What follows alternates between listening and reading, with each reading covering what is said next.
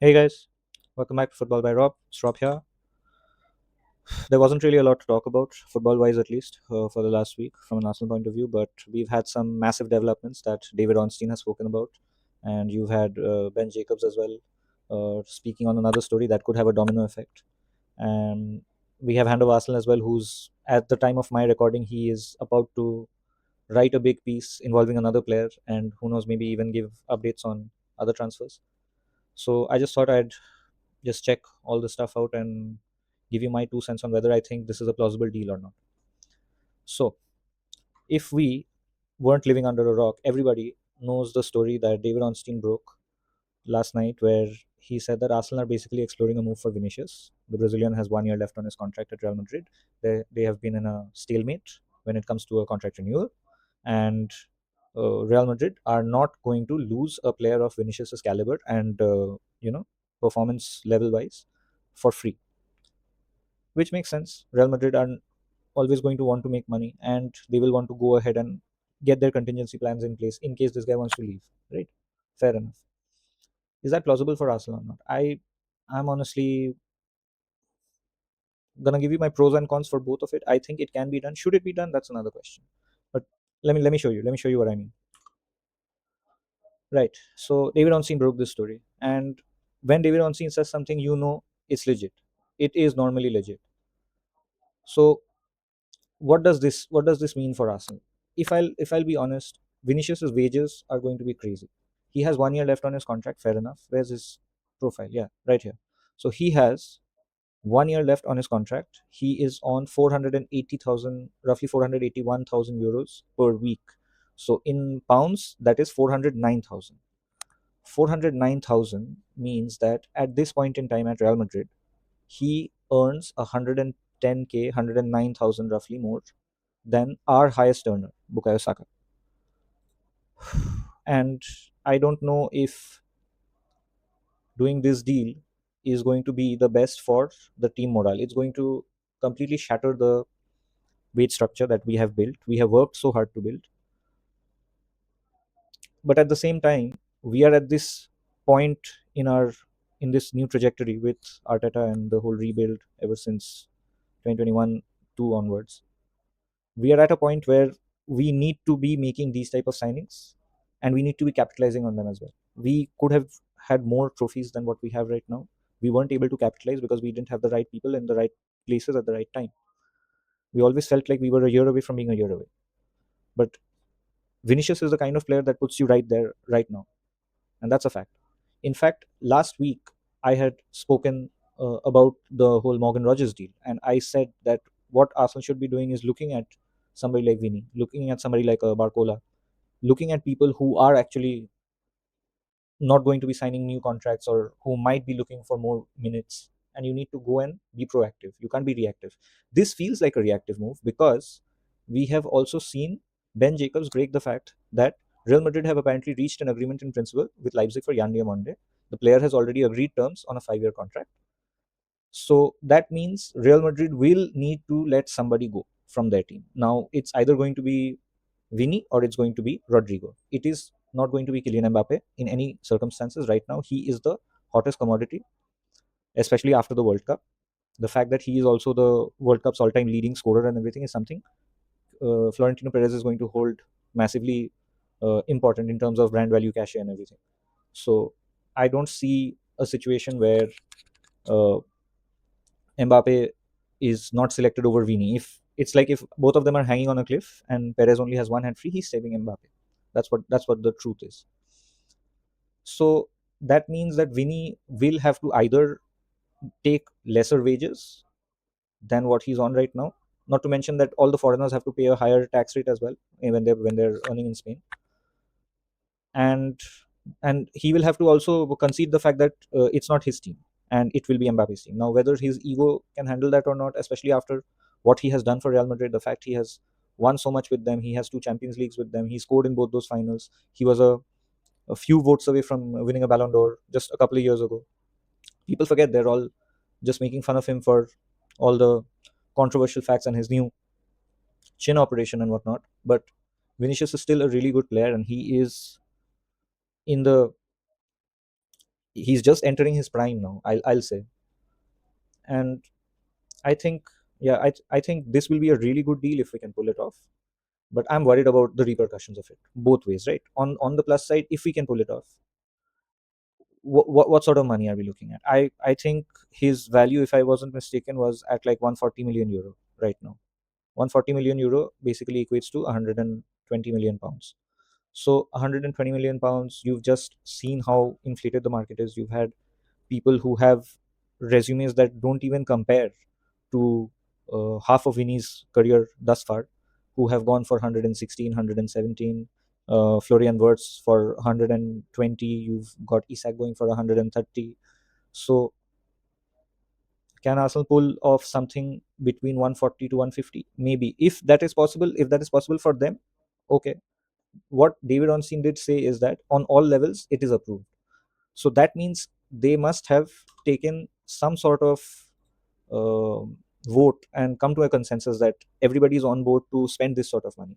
The problem is, once you do this on a hypothetical level, I don't expect Vinicius to sign with us, because a player of his caliber, more often than not, what will happen in this sort of situation is he will use Arsenal as a stalking horse, and he will go and sign a new contract. Maybe it won't be exactly what he wanted, but it will be there or thereabout. Maybe he's asking for 25 million, he'll settle at 22, or something like that. But then that leaves us high and dry, right? Because it's the end of July right now, and the new season is 3-4 weeks away, give or take. So it's not time to muck around. You need to get in, get things done, and get out. If Vinicius doesn't want to sign, if he wants to think about whether he wants a new contract or not, or this or that at Real Madrid, just forget it. Move on to something else. Move on to someone else. Don't bother about it.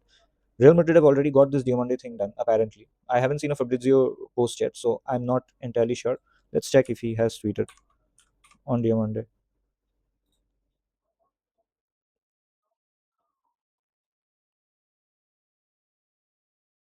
No, nothing I can see on Diomande at least.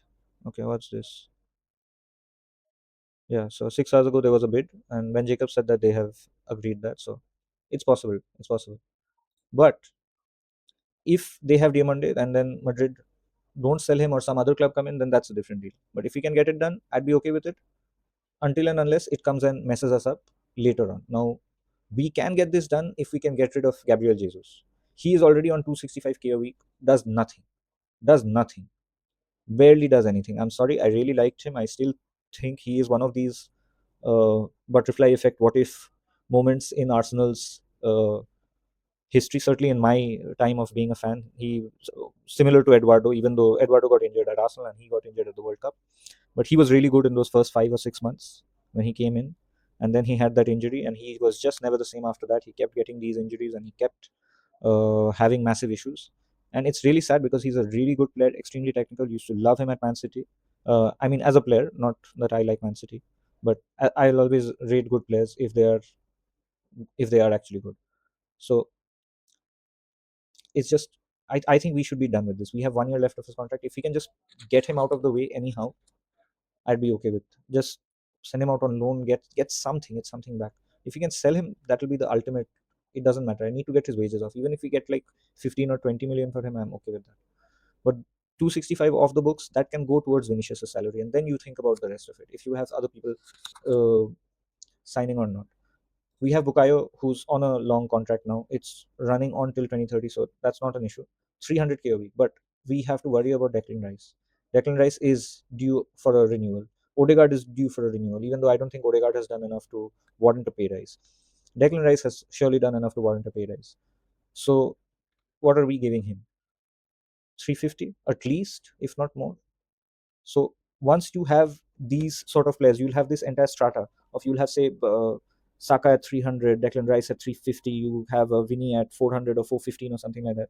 That's going to create a sort of dynamic in the dressing room that you won't want, because you're going to have some of these players who are crazy money and the rest who aren't. And I don't think that's going to be sustainable in the long run. So it's going to be tough choices, tough choices that you'll have to make. But we'll have to see. We'll have to see what can be done. As a fan, I'll have to say I'm kind of hyped that we are even showing this sort of ambition. And if we can get it done, nothing like it. If not, we need to move on. We need to move on and find alternatives in the market. We've only got two signings done thus far, three maybe if you count that new Welsh kid from Cardiff, 16-year-old. So none of these are actually needle movers for our chances to defend the title, and that is something that needs to be at the top of our priority list. Even in Wenger's time, we never defended the title, so we need to go and do that. We need to defend the title minimum, or at least be in the running and the top two till April, May. And for that, we need to have reinforcements. We haven't even spoken about the fact that Saliba is going to be out, so we will need somebody at least to come in as a backup, because Mosquera is either going to be starting all the time or he's going to be deputizing at right back, because we have a lot of right backs who are out as well. I don't know what Timber's situation is since he pulled out of the World Cup.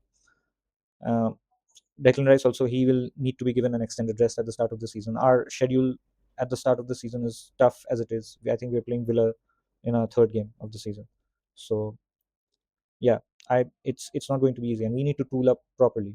That also means that we need to sort this stuff out as well. Now, Hand of Arsenal said this, where he said that he'll be writing a long story on Bruno G and why he's expecting it to come to a close one way or another. And this makes total sense, even though he hasn't published the piece. Like, if you follow the whole thing, both Arsenal and Newcastle are due to, start preseason training from the coming week.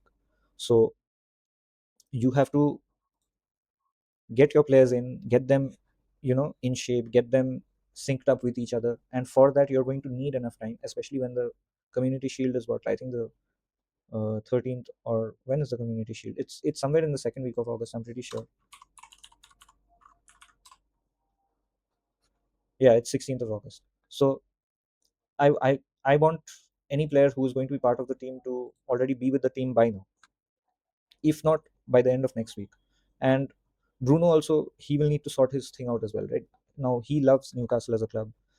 The only reason he wants to leave is because he wants to be in a more competitive environment. He's seen all his other running mates get picked up by other teams. Newcastle are, right, like a carcass in the desert right now, and everybody's, coming and taking whichever little piece that they want of them.